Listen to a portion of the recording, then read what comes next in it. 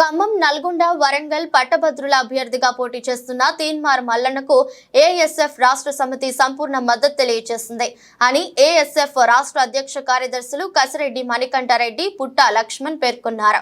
స్థానిక ఖమ్మం గిరిప్రసాద్ భవన్ లో ఏఎస్ఎఫ్ ఖమ్మం జిల్లా అధ్యక్షుడు మడుపల్లి లక్ష్మణ్ అధ్యక్షతన జరిగిన సమావేశంలో వారు మాట్లాడుతూ ఎమ్మెల్సీ ఎన్నికల్లో తీన్మార్ మల్లన్న గెలిపించడం వల్ల విద్యావంతులు, నిరుద్యోగులు, ప్రజలు పక్షాన కాక తెలంగాణలో సబ్బండ వర్గాల పక్షాన ప్రశ్నించడాన్ని పోరాడుతున్నామని, మండలానికి పంపించినట్లు అవుతుందని అన్నారు.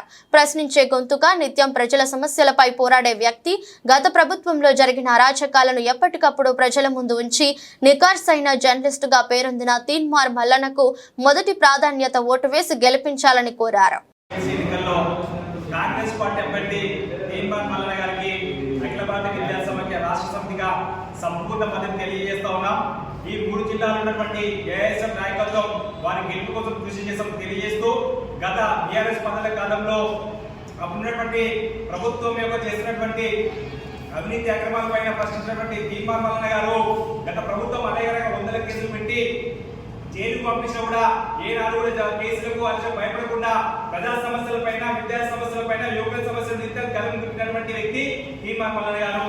అటువంటి వ్యక్తిని శాసనమండలి పంపించి ఈ యొక్క 3 జిల్లాలో ఉన్నటువంటి పట్టభద్రుల సమస్యల కోసం, వారి యొక్క సమస్యల పరిష్కారం కోసం గలమింపే నాయకుడు తీన్మార్ మల్లన్న గారు. కాబట్టి తీన్మార్ మల్లన్న గారికి ఈ జిల్లాలో ఉన్నటువంటి పట్టభద్రులు, విద్యావంతులు, మేధావులు ఆయనకు మొదటి ప్రాయంతో ఓటు వేసి గెలిపించి ఆయన శాసనసభకు పంపించాలని చెప్పి మీకు తెలియజేస్తా ఉన్నాం. ఎందుకంటే గత ప్రభుత్వంలో అనేక అక్రమాలు బయటతీసి, అవినీతి బయటతీసి, ప్రజలను కానీ విద్యను చేతనం చేసి అనేక రకమైన సమస్యలు పరిష్కరించడం పెట్టి వ్యక్తి తీన్మార్ మల్లన్న గారు.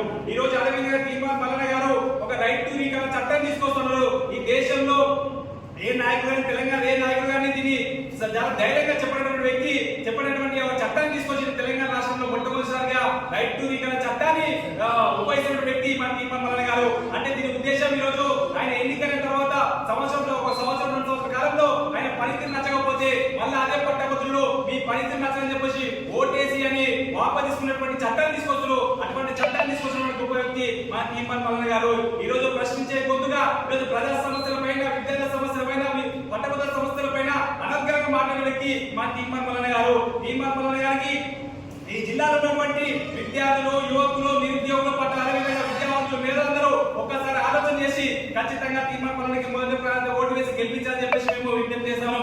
అదేవిధంగా బీజేపీ, బీఆర్ఎస్ నాయకులు గెలిపిస్తే ఈ రోజు ఒక ఓటు అనేది ఉపయోగం పోతుంది. కాబట్టి ఒక్కసారి ఆలోచన చేసి ఎవరైతే మన సమస్యల పైన, అదేవిధంగా పట్టభద్రుల సమస్యల పైన బలమైనటువంటి గలమిస్తారో ఆ బలమైన గలమే తీన్మార్ మల్లన్న గారు. కాబట్టి తీన్మార్ మల్లన్న గారిని అత్యధిక మెజారిటీతో గెలిపించాలని చెప్పేసి అఖిల భారత విద్యా సమాఖ్య రాష్ట్ర సమితిగా మేము విజ్ఞప్తి చేస్తా ఉన్నాం. టీఆర్ఎస్ పార్టీలో విద్యా వ్యవస్థను, యువకులను పూర్తిగా నవీనం చేశారు.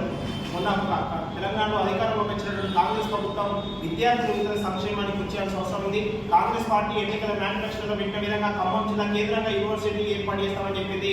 ఈ ఖమ్మం జిల్లాలో ఉప ముఖ్యమంత్రి, 2 మంత్రుల నేపథ్యంలో ఇచ్చిన మాటకు, ఇచ్చిన హామీ కట్టుబడి ఖమ్మం జిల్లా కేంద్రంగా యూనివర్సిటీ ఏర్పాటుకు ఉప ముఖ్యమంత్రి, మంత్రులు కృషి చేయాల్సిన అవసరం ఎంతైనా ఉన్నది. ఇలా ఈ నెల 27వ తేదీన ఉమ్మడి వరంగల్, నల్గొండ, ఖమ్మం జిల్లాలో జరుగుతున్న పట్టభద్రుల ఎమ్మెల్సీ ఎన్నికల్లో కాంగ్రెస్ పార్టీ ఎమ్మెల్సీ అభ్యర్థి తీన్మార్ మల్లన్న గారిని గెలిపించాలని చెప్పి ఏఐఎస్ఎఫ్ పక్షాన యువకులకు పిలుపునిస్తా ఉన్నాం. ఈ ఎన్నికల్లో పోటీ చేస్తున్న బీజేపీ, బీఆర్ఎస్ అభ్యర్థులకు ఈ ఎన్నికల్లో ఓటు అడుగు హక్కు లేదు.